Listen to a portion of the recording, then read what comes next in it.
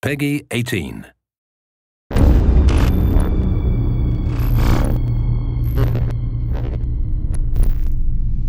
And we're jumping right into the action here in an early game of Evolve. We've got Goliath setting out just a little bit ahead of our hunters.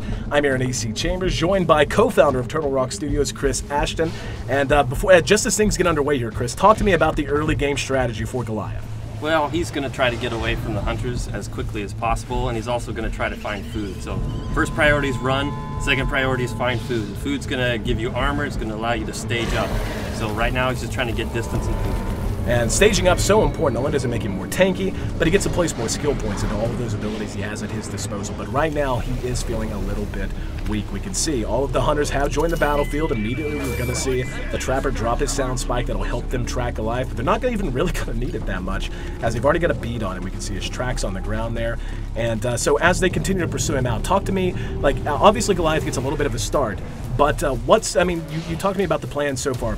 Give distance, but how do you deal with knowing that you're going to have all of these hunters barreling down on you in just a moment? Well, it's kind of the path that he takes. It's being careful where he runs. If he scares birds out of the path, kind of leaving the signs behind. So would you say subterfuge is a big part of the early game for Goliath? Sure. Well, we can see they've actually caught up with him now, and he is being pursued into the jungle, and he is using the foliage to the best of his advantage, taking a little bit out of the way paths and the sun. Yeah, it looks like Griffin's peeled off from the rest of the pack, and it's a pretty common tactic for the hunters to use, where the rest of the team flushes the monster out and Griffin's able to trap him in that mobile arena. So it's a risky move, but a lot of times it pays off, especially in the early stages of the game. Yeah, it looks like, though, Goliath knows what's going on. And yeah, you can see, if you see the red that he can detect moving around him, he knows that's one of the hunters, and he's probably aware that that's going to be the Trapper. And oh, this creates such a big opportunity for Goliath, though. He's got a bead on him, and he doesn't know it. Oh, he's in trouble and pounced on immediately. And this is one of those risks you run, and it's right at the core of all the mechanics here in Evolve. The fact that as one, you're just not powerful enough to deal with it. As four, though, at this stage especially, you can go to town. Now, he's incapacitated but not dead, firing his pistol. They're going to try to get him back up as quickly as he can now. As we see Goliath begin to fight, I mean, is this a fight he really wants to take, or is he just trying to do some damage and eventually create some space? I think, when he had Griffin down, he had an opportunity there. Anytime you get one guy down, the fights go in your favor, but they picked him back up. So at this point, if I was Goliath, I'd start looking for an opportunity to get out of there. You kind of see how well your offense is going, and if it's not going well, you tend to try to get out.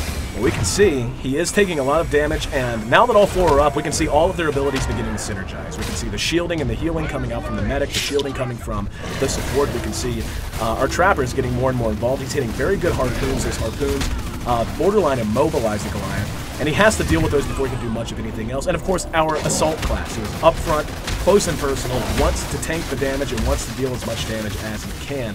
But it does look like this fight might be winding down soon.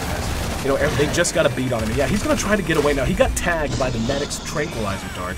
He's going to be able to still get away, but you can see those few steps he takes between leaps, he's so slow. It is worn off now, but there's just so many skill shots. And oh, look at the support!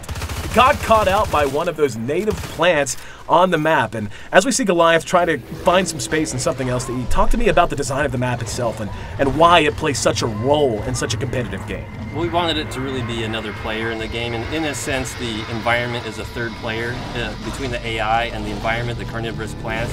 These things create opportunities for either team to take advantage of. And we can see that carnivorous plant has given the Goliath quite an advantage. It allowed him to create some space. They had to bust him out. It slowed the hunters down. And now he's going to rank 2. He's leveling up to stage 2 in his evolution. Oh, he's got such a good high ground position, coming from downtown with a big smash, and that's going to send them scattering. Now it looks like he doesn't want to fight, just wanted to do what damage he could to throw them off base, to get them confused, but we see our Trappers right behind him, helping to slow him down, hitting those harpoons. Let's see if he can catch up with him. Yep, he's got the mobile arena ready to go. Gonna try to toss that out in front of him, then hit him with the harpoon. There he goes, he's let it go, and the leap, not enough! Harpooned him from behind, and now he's trapped. Now this is one of the biggest gameplay mechanics as well, that mobile arena. Talk to me about what that means for both the Goliath player and for the hunter. For the Goliath, it means he's trapped in there for a certain amount of time. For the Hunters, it's an opportunity for them to chew through his armor and to do some permanent damage. Oh, we can see, oh, the Trapper actually got knocked in the river. Now, I know there's a Tyrant. Yes, the Tyrant down in the river. You have to be so aware of your surroundings in Evolve if you're one of the Hunters, as that's actually a one-shot. He's not just down and incapacitated. There's no resuscitating him. That's going to be 2 minutes. He's off of the map entirely as Goliath continues to just run over the rest of his team. What kind of, I mean, put it in context for me. How big of a loss is it whenever you lose one of your teammates like that as the Hunters? It's huge. They're designed to be co-op. Each one of them has a very specific function that is vital to their success. So as soon as one guy's out, they're at a huge disadvantage. And we can see Goliath's actually running here, but since they're down a man, how does that change their strategy and how they want to approach Goliath? Well, they definitely want to be a lot more cautious. If Goliath turns to fight them, he might be able to pull out the win here. So they'll be a little bit more defensive. They'll start anticipating where he's coming. They're not going to chase him as closely as they would normally. They want to keep a beat. They don't want to lose him, right? But they want to not really force the fight themselves. They want to wait till Griffin comes back. Don't want to take that big of a risk. Now the problem is, we saw they had to stop and deal with that Tyrant, otherwise one of them might get snatched.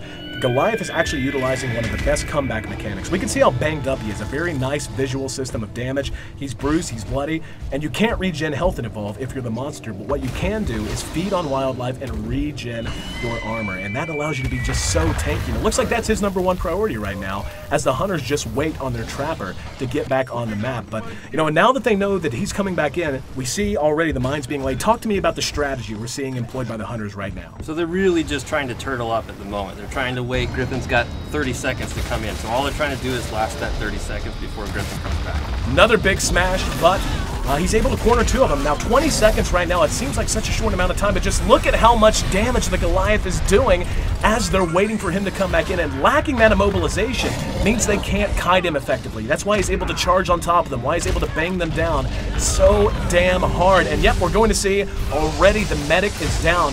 Nice play from the support though, using the burst stealth ability, that's his class ability. Bought some time for everyone to kind of reset, but they're still hurting. In the meantime though, the Trapper's just about to parachute down. The fight's raging on, but talk to me how they're going to try to change this up now that they're back to full strength. They're just waiting for Griffin to get back in. Assault's going to try to draw his attention. That lightning rifle does a ton of damage, so he'll try to draw the aggro and use his personal shield to negate that a little bit. And oh, we're actually going to see another incapacitation on the support. Losing the support is just crippling. You know, you don't have the orbital strike that you can call in, you don't have the personal shielding, and this is going to happen when you don't have that. However, with the Trapper back in, that's going to give them a chance to maybe kite him, but so far, no good harpoons. He's just continuing to deal massive amounts of damage and run over this team who is once again running at 3/4 strength. We're going to see, yep, potentially another incapacitation. But he's setting up, he's landing another smash, and yep, there we go. One's down, that's going to be the medic, and the Goliath just continuing to pound away, setting up a huge assault on the, no! Oh, you jerks! Cutting the feed at the very last minute. That's not fair, man.